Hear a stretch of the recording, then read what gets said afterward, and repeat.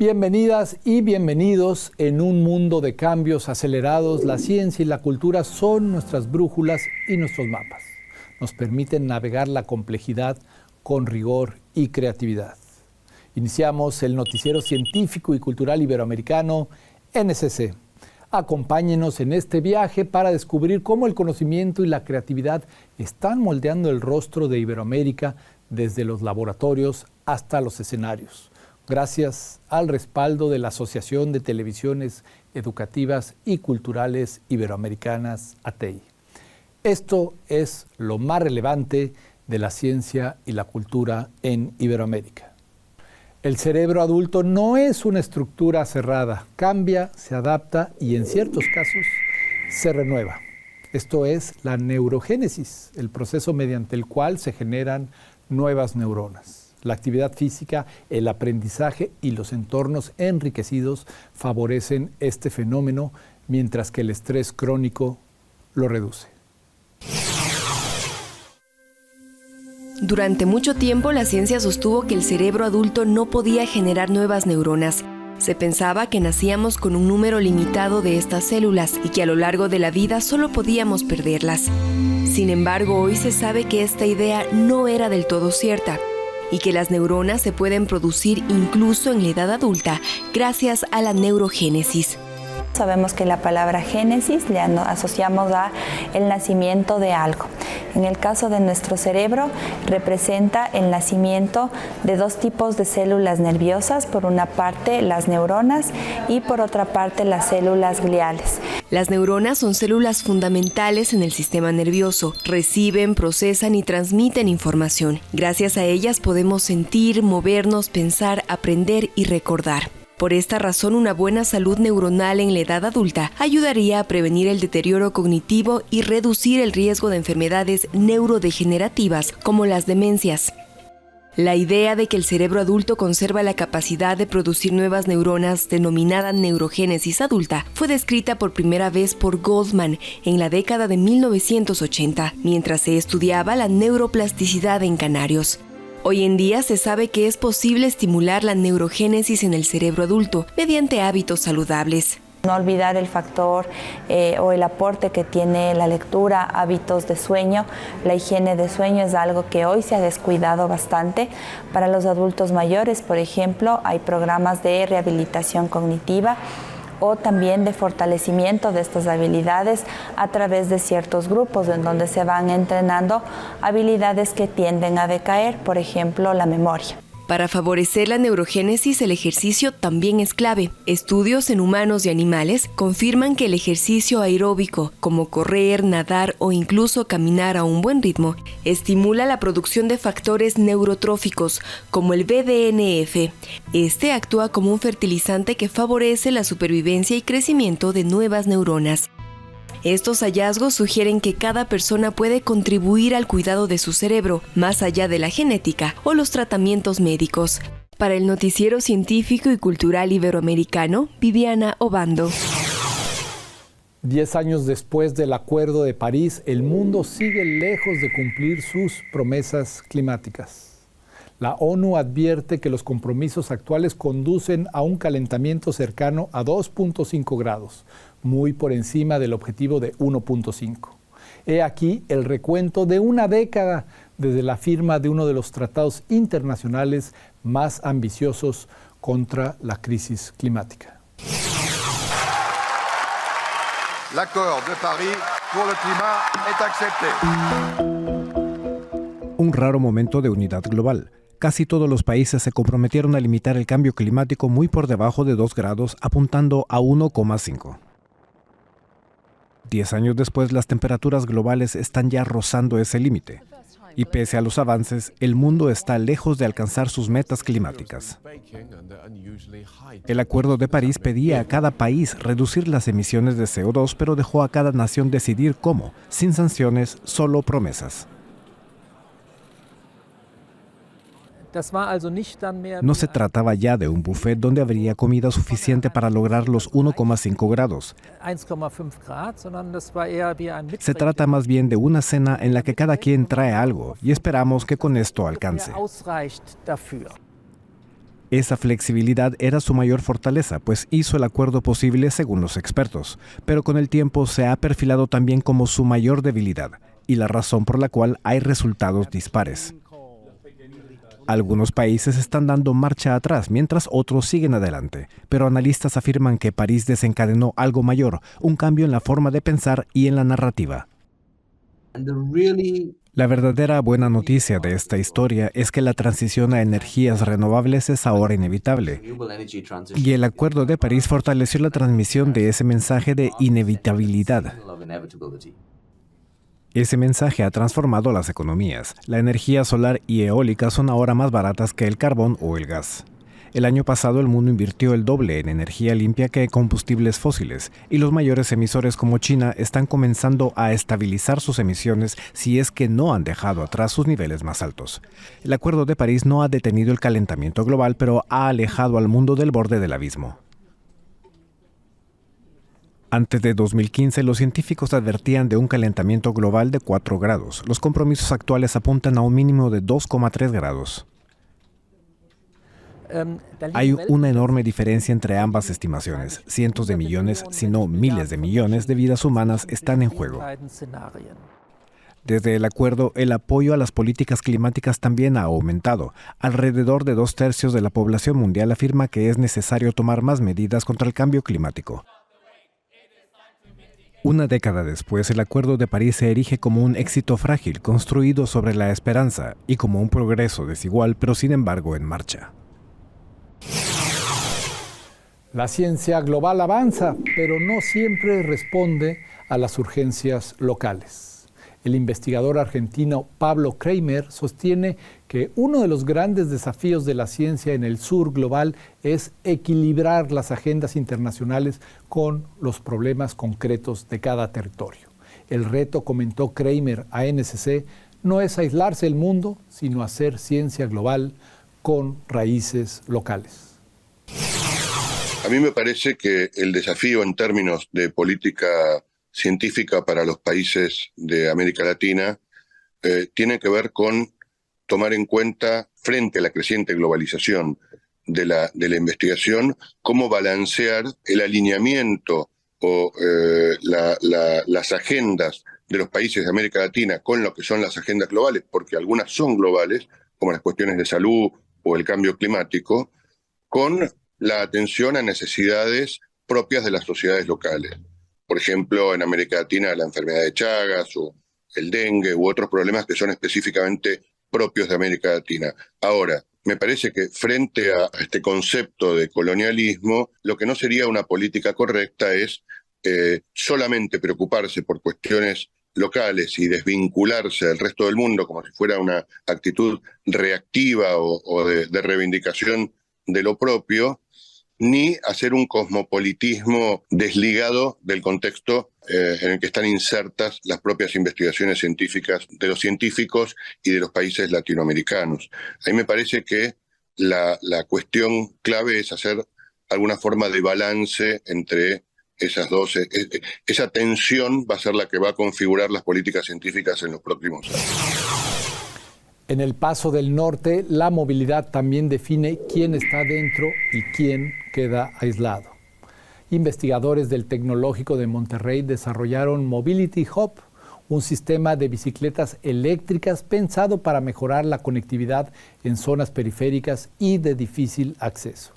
Vamos a conocer más sobre este proyecto.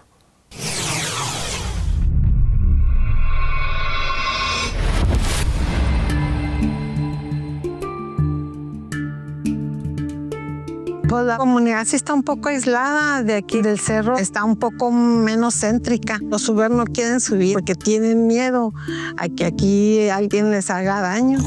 Una de las necesidades más sentidas en Paso del Norte es el transporte, porque aunque la colonia forma parte de la ciudad, no hay transporte público. Paso del Norte, Chihuahua, es una comunidad ubicada en las faldas de una cadena montañosa que está separada del área urbana por una carretera y el río Sacramento. Estos elementos dificultan las conexiones, generan falta de servicios y crean un sentimiento de exclusión identitaria.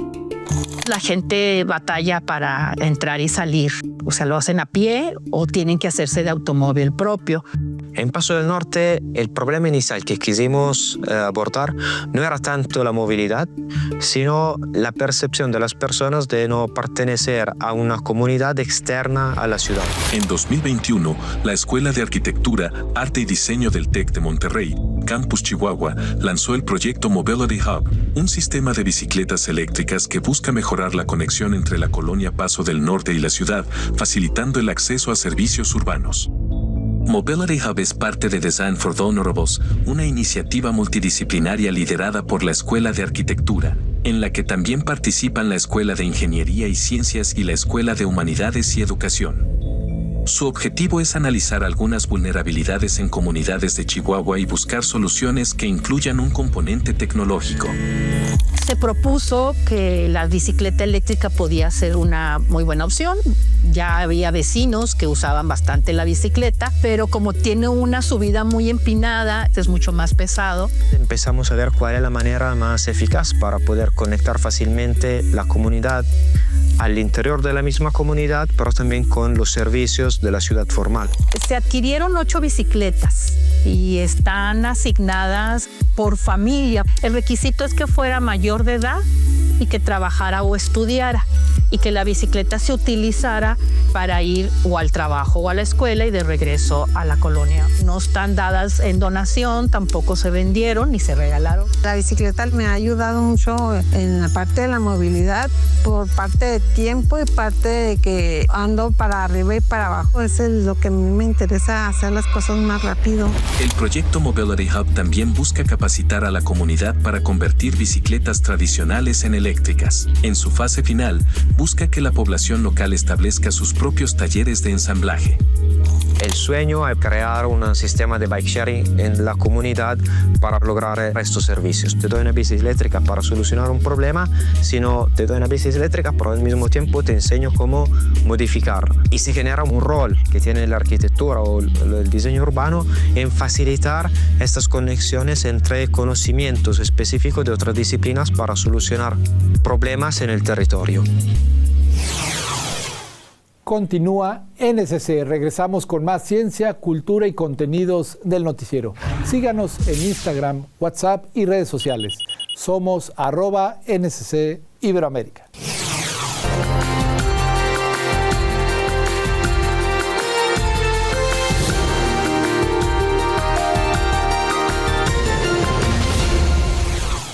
En uno de los ecosistemas más frágiles del planeta, incluso la basura tecnológica deja huella. Autoridades del gobierno del Ecuador y la UNESCO impulsaron jornadas para retirar residuos electrónicos de las Islas Galápagos con el fin de evitar la liberación de metales pesados y tóxicos. Cerca de 15 toneladas de residuos electrónicos que se acumularon por más de 10 años en la isla Santa Cruz de Galápagos, en Ecuador, fueron trasladadas hasta la ciudad de Guayaquil. El objetivo es reducir la contaminación causada por dichos elementos en el famoso archipiélago, así como tratarlos de una forma ambientalmente responsable. Entre los artículos desechados y trasladados en contenedores a bordo de barcos a territorio continental de Ecuador, se encuentran refrigeradoras, cocinas, computadoras, lavadoras, pilas, baterías y teléfonos móviles. Una gestión que se da tras la firma de un convenio entre la Alcaldía de Santa Cruz y la empresa Recicla Electronic, cuyo fundador y director, Gustavo Marriott, explica cómo se procesarán los residuos. Una vez que estos residuos llegan a nuestra planta en la ciudad de Guayaquil, pasan inmediatamente a ser desensamblado por personal altamente calificado, el cual separa fracciones positivas de las negativas. Las positivas son aprovechadas y las negativas son dispuestas correctamente con gestores que hacen disposición final de desechos peligrosos. Marriott menciona que lo que se busca es generar conciencia entre la población sobre cómo se afecta el medio ambiente cuando se desecha un electrodoméstico, especialmente en un ecosistema tan biodiverso como el de las Islas Galápagos. Al respecto también se refiere la alcaldesa de Santa Cruz, Fanny Uribe. Es importante darle un destino final técnico a estos residuos electrónicos porque son contaminantes. Tienen mercurio, tienen cadmio, es decir, varios metales pesados que afectan a la salud de las personas, contaminan el aire, cuerpos de agua, el suelo, etcétera, etcétera. El señalado convenio entre Recicla Electronic y la Alcaldía de Santa Cruz incluye la instalación de pequeños contenedores para que los pobladores puedan depositar sus aparatos. El objetivo de la empresa es poder expandirse hasta otras islas del archipiélago, como San Cristóbal, capital de la región insular. Una obra de la artista mexicana Frida Kahlo acaba de marcar un hito histórico en el mercado del arte. El sueño, la cama, se convirtió en la obra más cara jamás vendida por una mujer artista. Así se vivió la subasta. Un autorretrato de la artista mexicana Frida Kahlo se subastó el jueves en Nueva York por $54.600.000, convirtiéndose en la pintura más cara vendida hasta ahora por una mujer, según informó la casa de subastas Sotheby's. Con esta obra de 1940 titulada El sueño, la cama, Kahlo superó el récord del artista estadounidense Georgia O'Keeffe, con una pintura que alcanzó la suma de $44.400.000 en 2014. El precio alcanzado el jueves es también un récord para una obra de cualquier artista latinoamericano, hombre o mujer. La marca anterior la tenía la propia Frida, con el autorretrato Diego y yo, rematado en 2021 en Sotheby's por $34.900.000. El autorretrato salió a subasta con un precio estimado entre 40 y 60 millones de dólares. El nombre del comprador no fue revelado. El cuadro representa al artista durmiendo en una cama que parece flotar en el cielo. Sobre el dosel yace un esqueleto enorme con las piernas envueltas en dinamita. Este es realmente un objeto que ella tenía en su propio dormitorio encima de su cama, así que es muy parecido a un autorretrato no solo de sí misma, sino también de su día a día y de cómo presentaba la idea no solo de vivir, sino también de morir, dormir y estar despierta, esta dualidad de la vida. Kahlo, que falleció a los 47 años en 1954, no estaba de acuerdo con el hecho de ver su obra asociada al movimiento surrealista, dijo a la AFP la directora de arte latinoamericano en Sotheby's. La venta récord ocurrió 2 noches después de que la casa de remates de Nueva York lograra otra marca, con una pintura del artista austriaco Gustav Klimt, que alcanzó los $236.400.000. El retrato de Elizabeth Lederer, que Klimt pintó entre 1914 y 1916, se convirtió en la segunda obra de arte más cara jamás vendida en una subasta. La primera sigue siendo el Salvator Mundi, atribuido a Leonardo da Vinci, adquirido por $450 millones en 2017. En Perú, la diplomacia cultural también se escribe con ideogramas, música y danza. El Instituto Confucio impulsa un intenso programa cultural que promueve la lengua china a través del arte, la gastronomía y las tradiciones escénicas. Niños peruanos aprendieron el miércoles de manera dinámica a nombrar elementos y colores en chino mandarín al participar en el taller cultural Mi Collage Navideño, desarrollado por el Instituto Confucio de la Pontificia Universidad Católica del Perú en la ciudad de Lima. La actividad ha formado parte de la Agenda Cultural 2025 del Instituto Confucio y estuvo dirigida a niñas y niños de 6 a 13 años, quienes aplicaron la técnica del collage para diseñar una tarjeta navideña en un entorno orientado al aprendizaje lúdico y creativo. Patricia Ortiz, coordinadora de Cultura del Instituto Confucio de la Pontificia Universidad Católica del Perú, explicó a Xinhua que este tipo de actividades busca integrar el arte con el acercamiento al idioma chino mandarín, incorporando contenidos culturales y lingüísticos en cada sesión. Esto es importante porque las personas siempre tienen curiosidad, incluso si no son nuestros estudiantes, y más incluso en esos casos, sienten curiosidad por el idioma, ¿no? Disfrutan mucho aprendiendo palabras nuevas, ¿no? Así sean palabras simples como decir papel, como decir tijera, como decir profesora, ¿no? Para generar un ambiente más de cultura china. Ortiz señaló que el aprendizaje del idioma y el conocimiento de la cultura china son procesos que se desarrollan de manera conjunta y que esta metodología se aplica también en los cursos regulares de chino mandarín que ofrece la institución. Destacó que el acercamiento temprano a un idioma como el chino mandarín permite a los niños familiarizarse con sonidos, símbolos y formas de comunicación distintas a través de dinámicas basadas en el juego y la creatividad. Añadió que mediante esas experiencias, los niños y sus familias se aproximan a valores asociados a la cultura china, como el respeto y la cooperación, en un entorno que promueve la creatividad y el aprendizaje compartido. El Instituto Confucio de la Pontificia Universidad Católica del Perú sostiene que este tipo de actividades forman parte de su labor de difusión de la lengua y la cultura china, mediante propuestas educativas que combinan el aprendizaje del idioma con expresiones artísticas y culturales. Con información de la oficina en Lima, Perú, Noticias Xinhua. El rap latino dejó de ser marginal para convertirse en bandera cultural en los Estados Unidos. Eventos como Red Bull Batalla han llevado el freestyle en español a escenarios masivos, profesionalizando una escena nacida en barrios y plazas. En la actualidad, el rap en español dentro de Estados Unidos atraviesa un crecimiento notable que deja atrás viejos prejuicios y estereotipos ligados a la delincuencia. Este auge ha permitido que el freestyle se afiance como una alternativa artística con proyección laboral para las nuevas generaciones de jóvenes latinos, quienes lo conciben no solo como una expresión, sino como un fenómeno cultural y social que trasciende lo musical. El puertorriqueño Tito Guianzante, uno de los pioneros del hip hop latino, sitúa sus inicios a finales de los años 80, cuando la cultura del rap se desarrollaba en espacios informales y con fuerte carga social. Sí, pues al principio nosotros ya para finales de los 80 en Cupey, donde yo me crié en Puerto Rico, teníamos un crew de baile. Y entonces obviamente íbamos a la fiesta y competíamos contra otros crews de baile en el círculo, ¿verdad? Lo que se llamaba como el cypher de B-Boys. Eso ya era un ambiente muy combativo, muy conflictivo, ¿verdad? El punto de inflexión llegó con la irrupción de Red Bull Batalla, el mayor torneo de rap improvisado en español que en sus primeras ediciones también se le conocía como Pelea de Gallos y que actualmente se organiza en Estados Unidos y en otras partes del mundo. Habla Diego González, jurado de Red Bull Batalla. A día de hoy es algo muchísimo más grande de lo que conocimos la gente con la que lo empezamos.